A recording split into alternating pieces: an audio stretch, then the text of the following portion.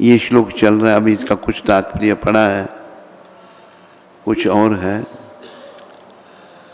यद अनुध्यायसिना युक्ता कर्म ग्रंथि निबंधिनम छिन्दन्ति कोविदस्तस्य को न कुर्यात्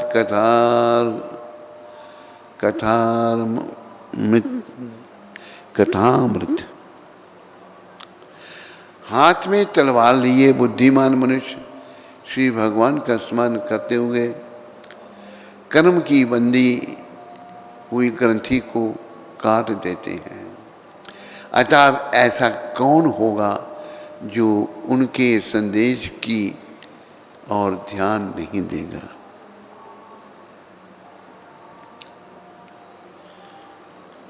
तो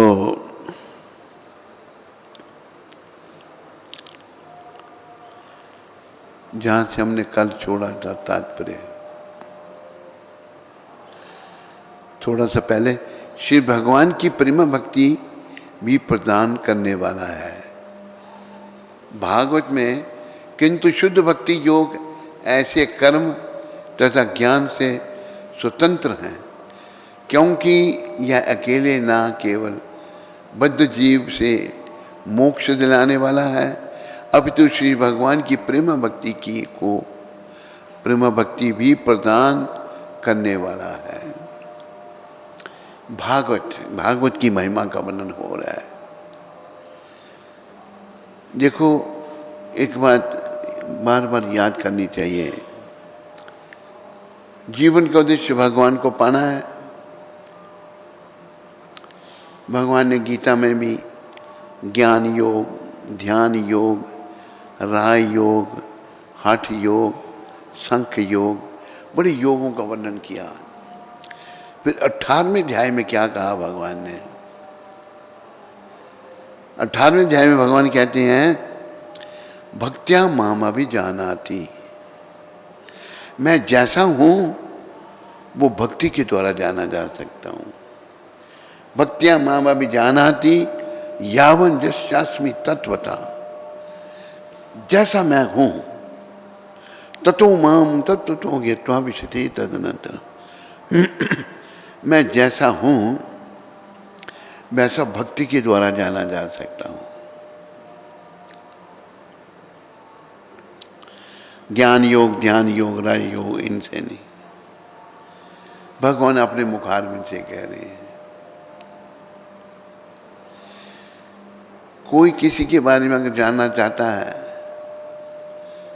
जैसा वो बता रहा वैसा ठीक है, जब कोई उसके बारे में बता रहा वो ठीक है, जैसा वो तो भगवान बता रहे हैं कि मैं जैसा हूं भक्ति। अभी एक यहाँ विचारने की बात आती है, हम भगवान से अलग क्यों हुए? हम सभी भगवान के हैं। अलग इसलिए हुए, भगवान का एक गुण है स्वतंत्र, परतंत्र नहीं, किसी पर वो निर्भर नहीं। हम उनकी संतान हैं, हमें भी स्वतंत्रता दे रखी है भगवान ने। इसकी पुष्टि गीता में होती है, ये बात याद रखो। गीता में पुष्टि कहाँ कैसे होती है? भगवान ने अर्जुन को 18वें अध्याय में कहा, या इदम परमम गुह्यम मद भक्तेश विदस्यति भक्ति मयि परम कृत्वा मामे वेशति संशया। मैंने गीता का परम गोपनीय ज्ञान तेरे को दे दिया, बड़ा गोपनीय ज्ञान। अभी जैसी तेरी इच्छा वैसा कर, जथेच्छसि तथा कुरु। भगवान ने ये नहीं कहा गीता का ज्ञान दिया चल अभी युद्ध कर, ना, ज्ञान दिया तेरी इच्छा है, युद्ध कर या नहीं कर। ये स्वतंत्रता हम सब में है, हम इसका दुरुपयोग करते हैं। अब जितने भी जीव संसार में हैं, भगवान की दी हुई स्वतंत्रता का दुरुपयोग करने के कारण हम यहाँ पड़े हैं। इस स्वतंत्रता का प्रायः सभी दुरुपयोग करते हैं और जन्म मन के चक्कर में चले जाते हैं। तो जब भगवान ने कहा जैसी तेरी इच्छा वैसा कर, अर्जुन ने क्या कहा अगले श्लोक में 18वें अध्याय में,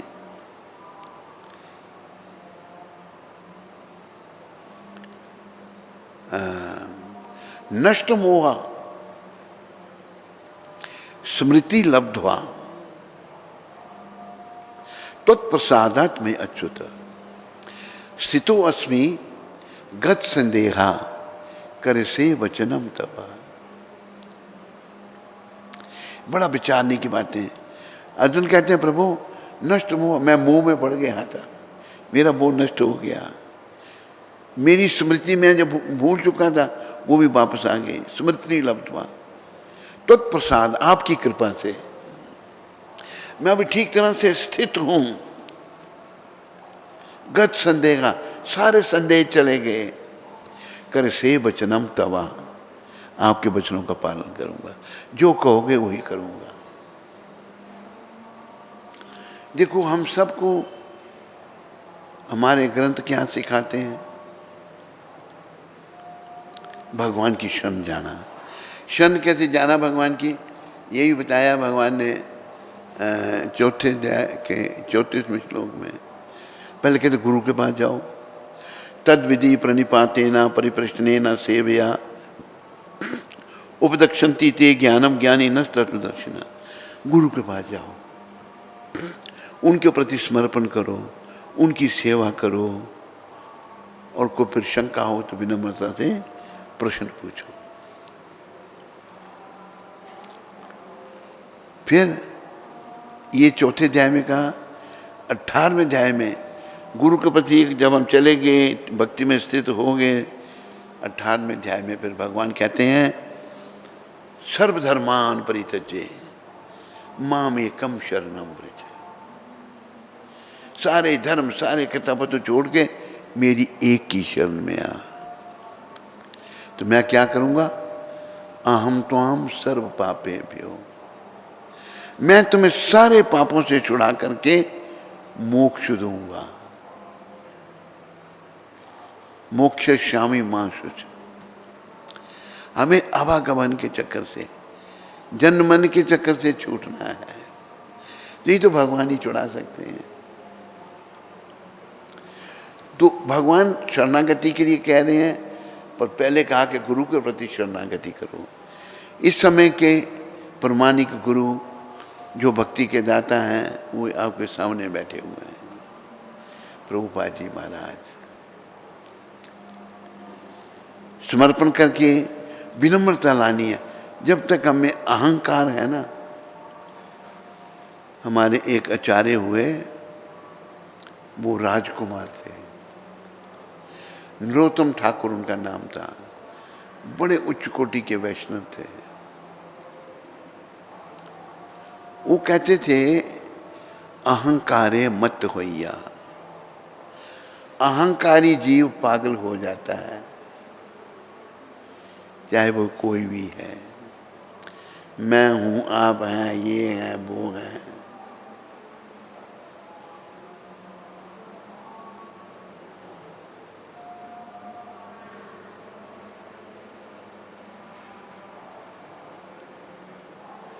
कोई भी है, हम पागल हो जाते हैं। अहंकार से विनम्रता लाना बड़ी ज़रूरी है, बहुत ज़रूरी है। अभी देखो मुझे ग्रंथ साहब के एक शब्द याद आते हैं। गुरु नानक देव कहते हैं, एक दान मंगे नानक बेचारा, हरि दासन दास करीजे। नानक ये दान मांगता है, मैं हरि के दासों का दास बनूं। विनम्रता। तो ये पद्धति है, भूल गए थे लोग। इन महापुरुषों ने ये पद्धति दिव्य ग्रंथों को समझाया बड़े अच्छे ढंग से, दुनिया की समझ में आया। बड़े बड़े कथावाचक हैं, एक एक लाख लोग कथा सुनते हैं, वैसे जहाँ जैसे हैं वैसे ही। अभी जैसे बड़े दिनों के बाद एक बात हमारे ध्यान में आई, गांव में भी कथा होती है। गांव के लोग सीधे साधे होते हैं, वहाँ नीचे कोई दरियाँ दुरियाँ नहीं बिछाई जाती, नीचे ज़मीन में बैठ जाते हैं लोग, महात्मा जी बैठ के कथा कर रहे हैं। अब जब कथा लोगों ने सुनी, सुनने के बाद मिट्टी लग जाती है, झाड़ते हैं मिट्टी को। इसके दो मतलब हैं, एक तो जो शरीर को मिट्टी लगी उसको झाड़ रहे हैं, जो सुना वो भी यहीं झाड़ के जा रहे हैं, अब साथ नहीं ले जाएंगे कुछ भी। हमें सुनना है, मनन करना है, अपना जीवन ऐसा बनाना है क्योंकि जीवन बड़ा अमूल्य है, इसका मूल्य अंकन नहीं किया जा सकता। एक श्वास ले लो, जो लिया मैंने अभी एक श्वास, इसकी कितनी कीमत है। गुरु महाराज समझा रहे हैं। एक व्यक्ति प्राण निकल गया, मर गया, अरबोंपति था वो, बच्चे रो रहे हैं उसके सारे, डॉक्टर खड़े हैं आगे पीछे। एक बड़ा बेटा रो रहा, बड़े डॉक्टर पकड़ के कहता है, डॉक्टर तुम्हें कितना पैसा चाहिए? 1 करोड़ 2 करोड़ जितना चाहिए बता, मैं उतना दूंगा, मेरे पिताजी से मेरी बात करा दे, एक बार उनसे मुंह से ये बुला दे, मेरा बेटा कैसे हो तुम? कर सकता है? कर सकता है? दुनिया की दौलत लगाने से एक श्वास नहीं खरीद सकते हम। ये अनमोल श्वास हमारे ऐसे ही जा रहे हैं। इसलिए कहा है,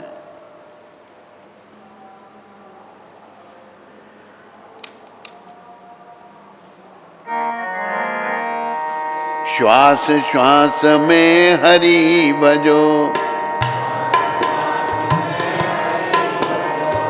व्यर्थ श्वास मत खोए,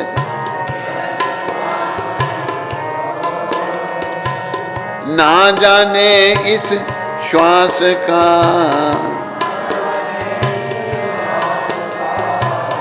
आवन होए न हो।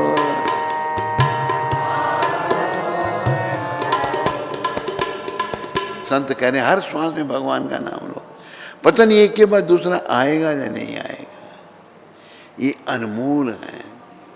लेकिन हम लोग कर्मों के मारे, कुसंग बढ़ गया, जिस काम के लिए आए उसको भूलते जा रहे हैं, बुरे कर्मों का बोझ सर पर बढ़ता जा रहा है, भगवान से दूर जाते जा रहे हैं।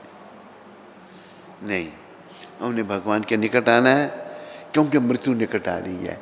मृत्यु के निकट आने से पहले पहले हमने भगवान के निकट आ जाना है। और पद्धति जैसा भागवत में बताया जा रहा है, भक्ति, भक्ति के द्वारा भगवान के निकट आया जाए, प्रेमा भक्ति। ये क्योंकि ये अकेले न केवल बद्ध जीवन से मोक्ष दिलाने वाला है भागवत, अपितु श्री भगवान की प्रेमा भक्ति भी प्रदान करने वाला है। भागवत प्रेमा भक्ति भी देगा, भगवान की सेवा भी सिखाएगा हमको। अतः किसी भी ऐसे विवेकशील व्यक्ति को जो मध्यम स्तर के अल्पज्ञ व्यक्ति से श्रेष्ठ स्तर है, श्री भगवान के बारे में श्रवण करके, उनका गुणगान करके, उनका ध्यान तथा पूजन करके निरंतर उनका स्मरण करना चाहिए। भक्ति की यही सम्यक विधि है। वृंदावन के गोस्वामी, जिन्हें श्री चैतन्य महाप्रभु ने भक्ति की उपासना पद्धति का उपदेश देने हेतु अधिकृत किया था, इस नियम का दृढ़ता से पालन करते रहे और उन्होंने हमारे लाभ के लिए दिव्य विज्ञान का प्रभुत साहित्य तैयार किया।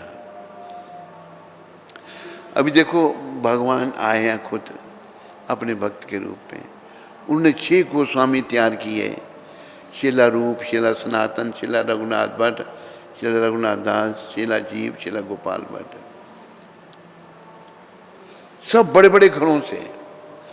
और उनको शिक्षा दी, कहा कि तुम सार निकालो ग्रंथों का। इन्होंने ग्रंथ पढ़े, नाम तो अब कंप्यूटर होते, वृक्षों के नीचे रहकर सार निकाला कि भगवत प्राप्ति का रास्ता भक्ति बस। ये भगवान ने स्वयं ही कलयुग के लोगों के लिए ऐसा किया, भगवान श्री कृष्ण चैतन्य महाप्रभु।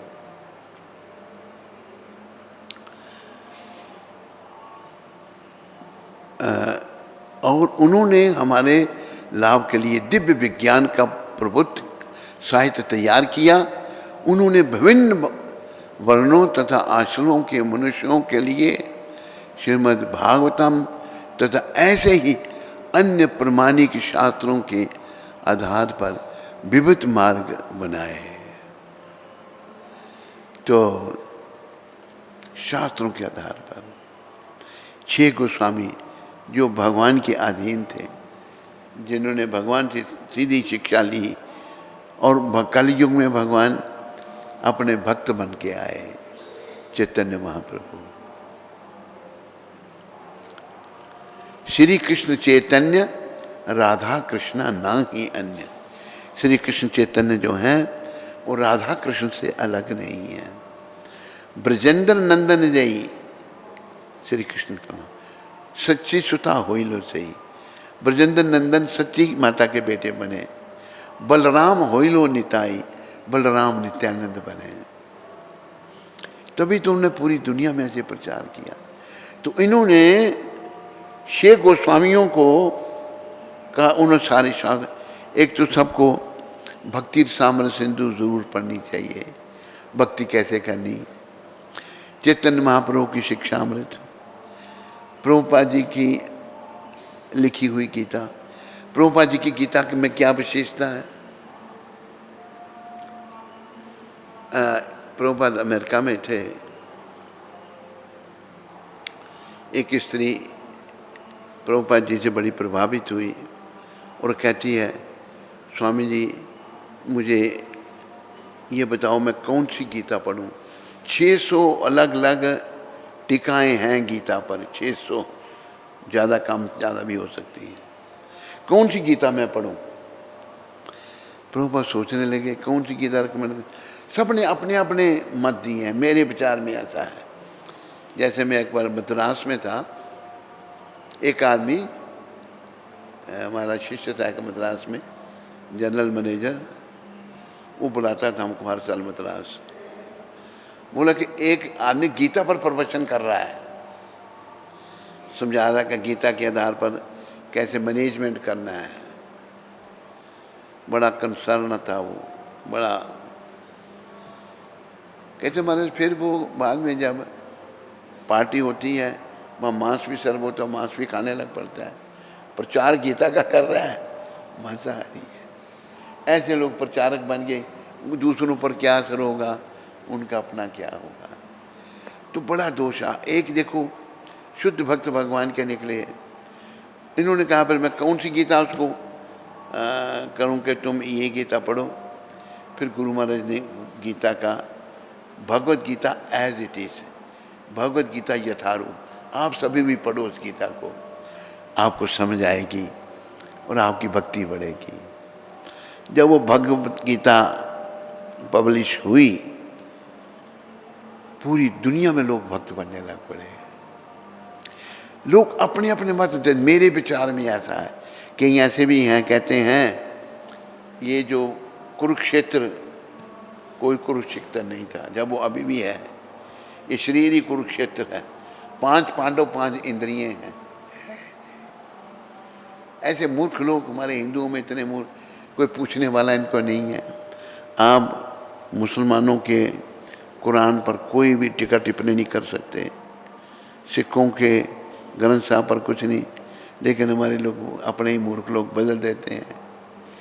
इनकी पुस्तकें, उसका परिणाम देखो। सभी पढ़ो और पढ़ाओ, जो आपके संपर्क में आए इनकी पुस्तक दो।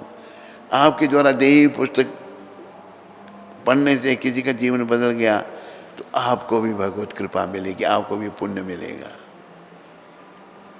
इसलिए गुरु महाराज की पुस्तकों का वितरण सबको। मैं एक बार अफ्रीका में था, तो वहाँ एक मुसलमान, अफ्रीकन मुसलमान, वो लेक्चर करता है, बड़े लोगों को इकट्ठा कर लेता है। मेरे संपर्क में एक बार आ गया, मेरे को उसने एक पुस्तक दिखाई, हमारी easy journey to other planet, मेरे ख्याल यही थी, छोटी सी पुस्तक। कहते ये पुस्तक मैंने 12 बार पढ़ ली है, वो मुसलमान कह रहा है, इतनी अच्छी पुस्तक है।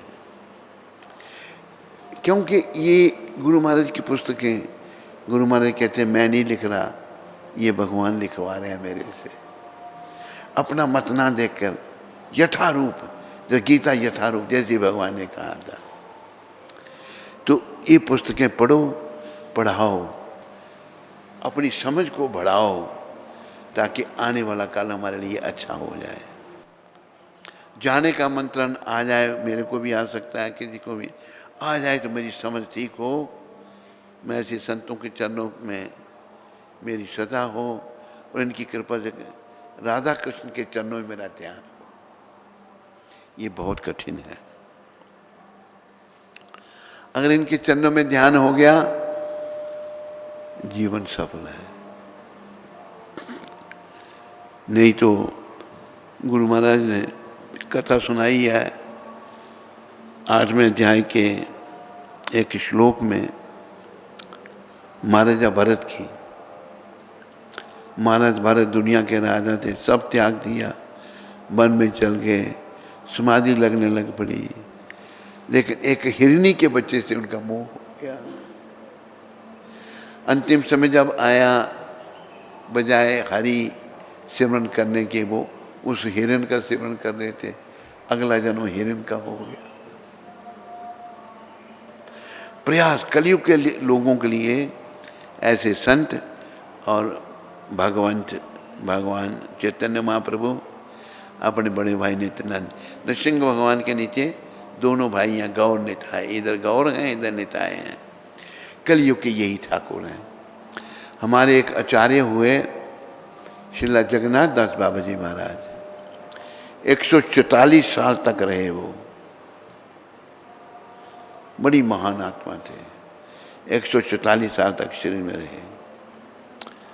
तो उन्होंने कहा कि सतयुग के हंस भगवान, त्रेता युग के राम भगवान, द्वापर युग के कृष्ण भगवान, कलयुग के चैतन्य भगवान। कलयुग के लोग चैतन्य महाप्रभु की शरण में आओ। 500 साल पहले चैतन्य महाप्रभु ने भविष्यवाणी की थी कि पृथ्वी तीर्थ यत्र नगर आदि ग्राम सर्वत्र प्रचार हो वो मोरो नाम।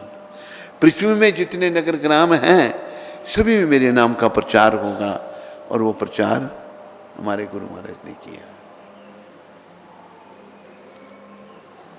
तो जीवन को सफल करो, किसी बात का पता उसके परिणाम से लगता है। आज दुनिया में लोग कृष्ण का नाम ले रहे हैं, हम भारतीय लोग दूर जा रहे हैं। अरे भाई, दूर जा रहे हैं, पर मृत्यु का समय निकट आ रहा है, बिना कुछ किए ही। बच्चे का दिन मनाया जाता है, 1 साल का बच्चा हो गया, 2 का हो गया, 2 साल उसके जीवन से मर के खत्म हो गए, 2 साल और मृत्यु के निकट आ गया। हम सब आ रहे हैं, लेकिन हम भगवान के निकट आने का प्रयास नहीं कर रहे। उसके लिए हमने गंभीर बनना है। ये संदेश है। और ये श्लोक भागवत जो है तथा तो ऐसे ही अन्य प्रमाणिक शास्त्रों के आधार पर विविध मार्ग बनाए हैं। शास्त्रों के आधार पर छठ गोस्वामियों ने, इसको थोड़ा ऊपर करो, विविध मार्ग बनाए हैं। ये अगला श्लोक, कल अगला श्लोक करेंगे। तो आप पढ़ो, यहाँ पुस्तकें उपस्थित हैं, हिंदी में भी हैं, हिंदी पढ़ते हैं, अंग्रेजी पढ़ने वाले अंग्रेजी में भी हैं। ये बड़ी दिव्य पुस्तकें हैं, लोगों की आंखें खोलने वाली। अरे विदेशियों ने, जिन्होंने इसको पढ़ करके कृष्ण भक्त बन गए। इन्हीं शब्दों के साथ आपका धन्यवाद करते हुए प्रवचन को यहाँ विराम देता हूँ। और प्रभुपाद शिक्षामृत ब्रह्मानंद को पत्र लिखा था। ब्रह्मानंद वो था जो पहला व्यक्ति था जिसने संस्था में ज्वाइन किया था, पहला भक्त। मैं इसके साथ रहा, अफ्रीका का ये इंचार्ज था। फिर ये वृंदावन में आया, बीमार हो गया। गुरु भाई कहने लगे चलो तुमको दिल्ली दिखाते, कहते वृंदावन नहीं छोड़ूंगा। वृंदावन में कुर्सी पर बैठे बैठे ही शरीर का त्याग कर दिया। वृंदावन में शरीर छोड़ना भी बहुत दिव्य है। ब्रह्मानंद को पत्र लिखा प्रभुपाद ने 1968 में। 1966 में संस्था शुरू हुई थी, 1968 में ये पत्र लिखा था 22 तारीख को। शक्ति देवी, शक्ति सदैव भाई और होती है, शक्ति सदैव बाईं ओर होती है। श्रीमती राधा रानी भगवान की बाईं ओर होती है, राधा रानी भगवान की। बोलो राधा रानी की। और इसी प्रकार लक्ष्मी जी भी भगवान की बाईं ओर होती है, लक्ष्मी भी बाईं ओर है। इसी प्रकार हम भी भगवान की तटस्था शक्ति हैं, हम भगवान की बीच की शक्ति हैं। राधा रानी अथवा लक्ष्मी जी जैसे नहीं, हम बीच की शक्ति हैं भगवान। राधा रानी या लक्ष्मी जैसे नहीं हम, तो हमें स्वयं को सदैव भगवान की बाईं ओर रखना चाहिए, भगवान की बाईं ओर रखना चाहिए। उनकी भुजाओं अथवा सेना के रूप में कार्य करना चाहिए। भगवान की भुजाएं और उनकी सेना के रूप में काम करना चाहिए। भगवान असल में कुछ भी नहीं करना हमें दुनिया में, कर्मों के कारण शरीरों में आ गए हैं। अभी हमने जो कुछ भी करना है भगवान के लिए करना है। भगवान ने गीता में भी कहा यत् करोषि यदश्नासि यज्जहोषि ददासि यत् तपस्यासि कौन्तेय तत्कुरुषव मदर्पणम। हे कुंती पुत्र, तो जो कुछ करता मुझे अर्पण कर, मेरे लिए कर, अपने लिए नहीं कर, तो मुझे प्राप्त करेगा। तो ये आज की प्रभुपाद की शिक्षा है। हमें अपने आप को भगवान की ओर रखना है और उनके सेना, उनकी सेवक के रूप में भगवान की हम सेना बनना है, उनका कार्य करना। हम उन्हीं के जीव का धर्म सेवा है, बस सेवा, स्वामी नहीं, सेवा। इसलिए सेवक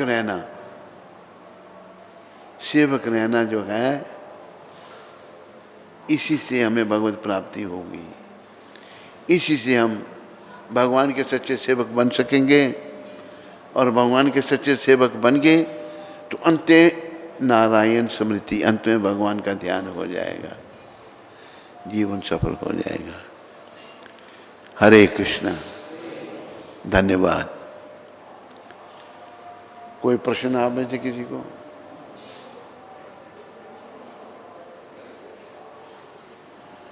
ठीक है, प्रसाद है तो लाओ।